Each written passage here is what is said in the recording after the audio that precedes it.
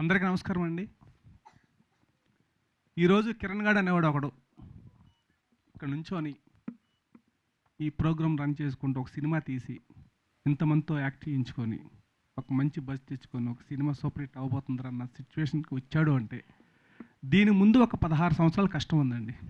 16 సంవత్సరాలు అంటే నిన్న మొన్న వచ్చింది కాదు, 16 ఏళ్ళు.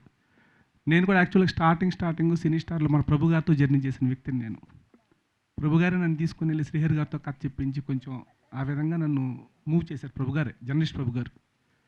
ఆయన బ్లెస్సింగ్స్తో అడుగుపెట్టి అక్కడి నుంచి చిరంజీవి గారి దగ్గర దాకా వెళ్ళగలిగి అక్కడి నుంచి మళ్ళీ ఒక సినిమా డైరెక్షన్ చేసే స్థాయికి వచ్చానంటే దానికి కారణం ఎవరంటే ఫస్ట్ నాకు జన్మనిచ్చిన నా తల్లిదండ్రులండి. వాళ్ళు లేరండి, ప్రజెంట్ ఇద్దరు చనిపోయారు. ఒక 10 ఇయర్స్ నుంచి ఒక తండ్రి స్థానంలో ఉండి ఒక వ్యక్తి నన్ను నడిపిస్తున్నాడండి. ఒక 10 ఇయర్స్ నుంచి ఆ వ్యక్తిని ప్రత్యేకంగా నేను ఇక్కడ పిలుచుకోవాలి. Uncle come.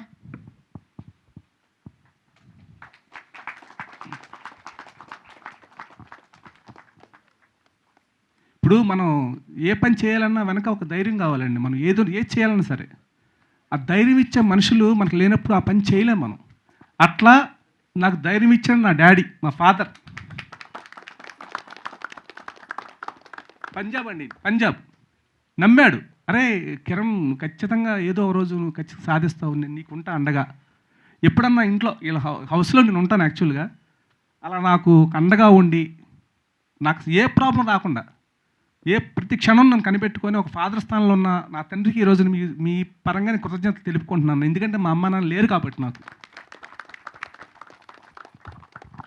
నెక్స్ట్ అండి, తర్వాత ఒక కథ రాసుకున్న తర్వాత మనకు కావాల్సిన ప్రొడ్యూసర్స్ వాళ్ళు దొరికారు. వాళ్ళు లేకపోతే నా సినిమా స్టార్ట్ కాదు. అట్లా నా ప్రొడ్యూసర్స్ నా మొదటి దేవుళ్ళు బసవరాజు శ్రీనివాస్ గారు, ఇస్మాయిల్ షేక్ గారు, బసవరాజు లహరీధర్ గారు. వీళ్ళు ముగ్గురు లేకపోతే నా సినిమా లేదు. నెక్స్ట్ సినిమా అంత బాగా రావటానికి కారణం నా సినిమా పనిచేసిన టెక్నీషియన్స్, మన వసంత్ అన్న మ్యూజిక్ డైరెక్టర్ కానీ, చంద్రబోస్ గారు కానీ, మార్తాండ్కే వెంకటేష్ గారు కానీ, అట్లాగే పనిచేసిన టెక్నీషియన్స్ టోటల్ మోయిన్ కానీ, అట్లా అందరూ నాకు ఫుల్ సపోర్ట్ చేయబట్టే నేను ఈ సినిమా చేసుకోగలను. ఆర్టిస్టులు వినయ్ కానీ వీళ్ళందరూ చేయబట్టే నేను ఈ విధంగా చేయగలిగానండి. అట్లాగే యాక్చువల్గా నేను ఒక సినిమా కథ అనుకున్నప్పుడు ప్రతి డైరెక్టర్కి అనిపించేది ఏంటంటే సినిమా స్టార్ట్ కాకముందు కొంతమంది పర్సన్స్ ఉంటారు, వాళ్ళతోనే డైరెక్టర్ అనే డిస్కషన్ చేస్తూ ఉంటాడు. టీ స్టాల్ దగ్గర లేకపోతే బయటకు వెళ్ళినప్పుడు ఎక్కడ చోట వాళ్ళే ఉంటారు, వాళ్ళ 3-4 ఫ్రెండ్స్ ఉంటారు అంతే. చాలామంది ఆ స్టేజ్ దాటి సినిమాకి ఎక్కిందిరా ప్రాజెక్ట్ అనగానే వాళ్ళని లైట్ తీసుకుంటారు. కానీ నేను అలాంటి వాడిని కాదండి.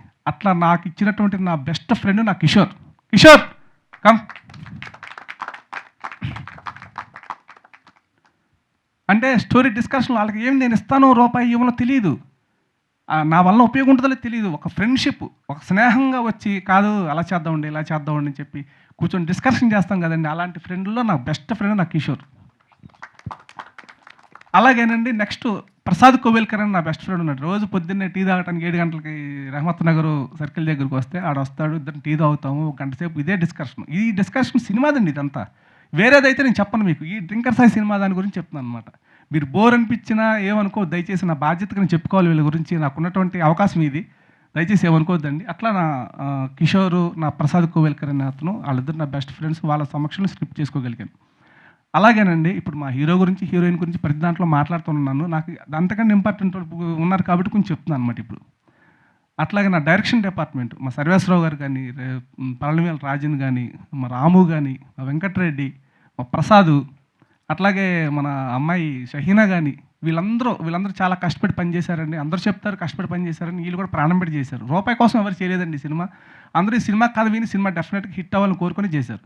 ఇక ఫైనల్గానండి ఇదండి ఇప్పటివరకు నేను చెప్పదలుచుకుంది. అన్నిటికంటే ముఖ్యమైన విషయం అండి, మీరు మీడియా మిత్రులు. ఈడేంటారు లాస్ట్లో కాకా పడుతున్నాడని దయచేసి అనుకోవద్దండి, మీ దండం పెడతాం. ఎందుకంటేనండి ఇప్పుడు ఇక్కడ దాకా లాక్కొస్తాం సినిమాని, మనం లాక్కొస్తాం. ఇక్కడి నుంచి థియేటర్స్కి వెళ్ళాలి అంటే ఆ థియేటర్స్లోకి వెళ్ళే జనాలకి, ఆడియన్స్కి మాకు మధ్య వారధులు మీరే.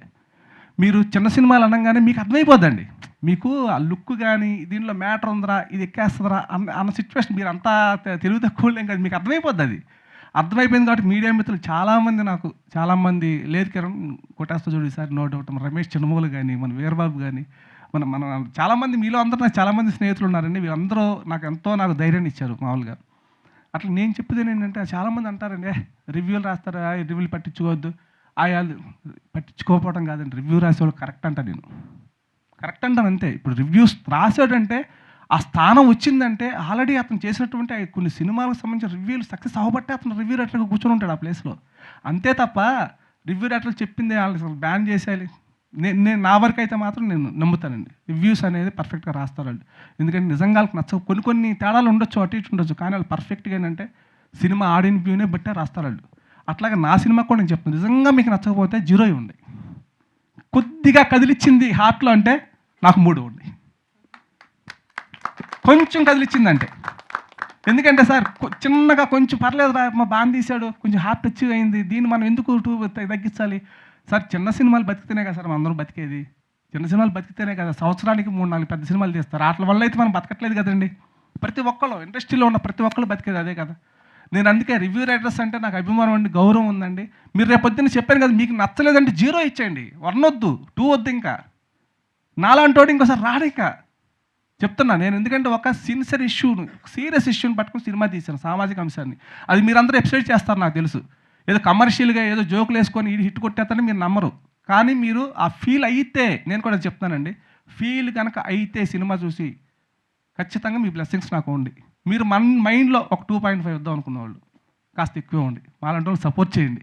ఎందుకంటే మీ రివ్యూస్ చూసి చాలామంది థియేటర్కి వస్తారండి, అది నేను నమ్ముతా, పర్సనల్గా నేను నమ్ముతాను సార్. అందుకే మేము అందరికీ రిక్వెస్ట్ చేస్తున్నాను సార్, కొంచెం ఈ డ్రింకర్ సాయి అనే సినిమా విషయంలో మీరు కొద్దిగా థింక్ చేయండి ప్లీజ్.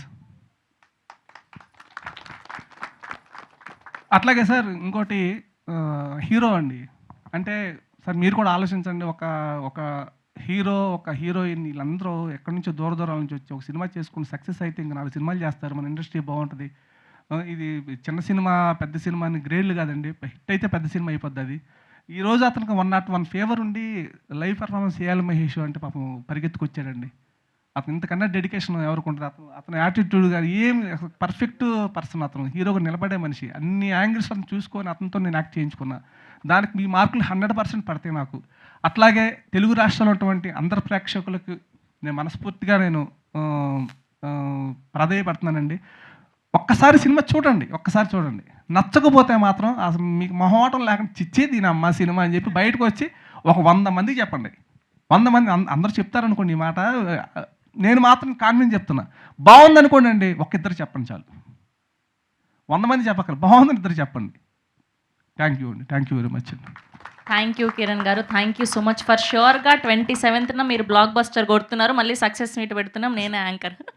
శ్రావంతి గారు థ్యాంక్ యూ అండి, అది జరగాలండి, 100% జరగాలి, నేనైతే కోరుకుంటున్నాను. బాగా మీరు కూడా యాంకరింగ్ బాగా చేశారు, థ్యాంక్ యూ వెరీ మచ్. యాక్చువల్గా మీకోసం 3 సార్లు ప్రయత్నం చేస్తాం, మీరు దొరకలేదు మాకు, కనీసం ఈ ప్రీ రిలీజ్ ఈవెంట్ కానీ దొరికారు, చాలా సంతోషం అండి. థ్యాంక్ యూ కిరణ్ గారు, థ్యాంక్ యూ. And yes